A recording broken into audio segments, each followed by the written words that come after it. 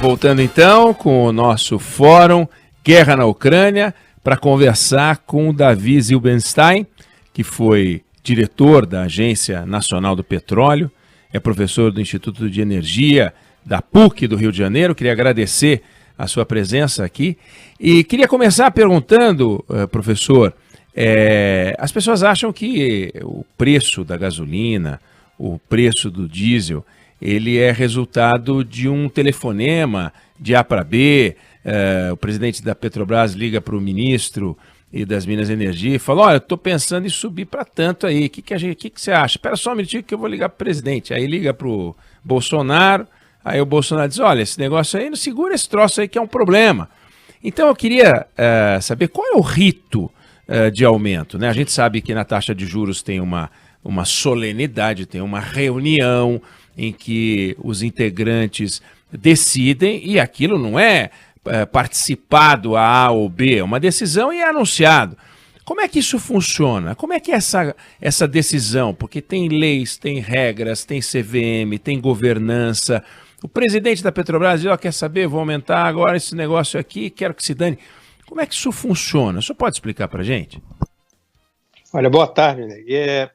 Um pouco você já até meio respondeu, quer dizer, você tem critérios que não são questões puramente pessoais, pelo contrário, as questões pessoais são menos relevantes do que critérios técnicos para você aumentar. O que tem clareza, primeiro, a Petrobras, apesar de ter o governo como controlador, não do capital, não tem a maioria do capital, a Petrobras tem mais de 500 mil acionistas, acho que até mais, se eu não me engano, não sei o número exato, mas passa seguramente de 500 mil.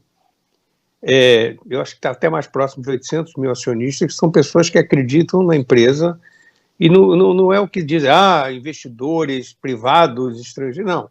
Você tem centenas de milhares de pessoas que usaram seu fundo de garantia.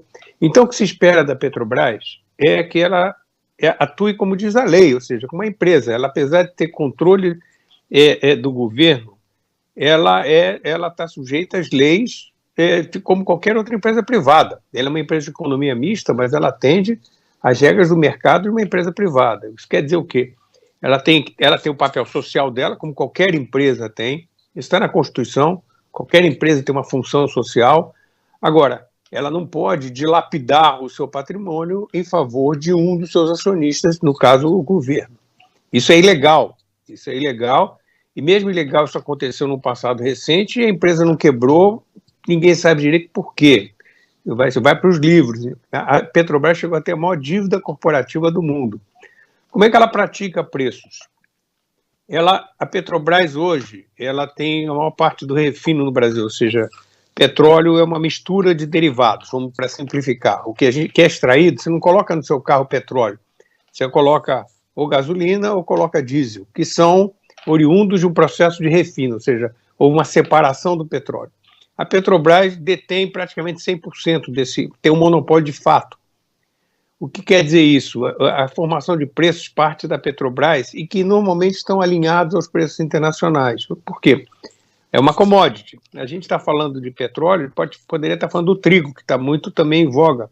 O Yankee falando há pouco lá, ele foi muito, muito claro em relação a isso. A carne é a mesma coisa, os grãos de uma maneira geral, o café subiu, não é porque subiu o custo aqui no Brasil, é porque o café também é uma commodity, ele é alinhado aos preços internacionais com o petróleo. Se a Petrobras, como a gente não tem 100% da capacidade de refino no Brasil, você faz uma troca, muitas vezes você exporta petróleo, a Petrobras exporta petróleo e importa derivados. No fundo, a gente exporta mais do que compra, mas você compra mais ou menos 20% do que a gente consome. Se ela vender mais barato, o que vai acontecer? Ela vai ter um prejuízo enorme, você não vai ter importação, porque o importador não vai importar um produto que tem um principal competidor vendendo mais barato.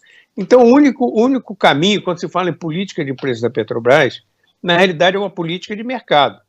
Claro que, às vezes, pelo fato desse monopólio, eu acho que uma falha da Petrobras vai demorar quase 60 dias para ajustar os preços. Quando veio uma pancada.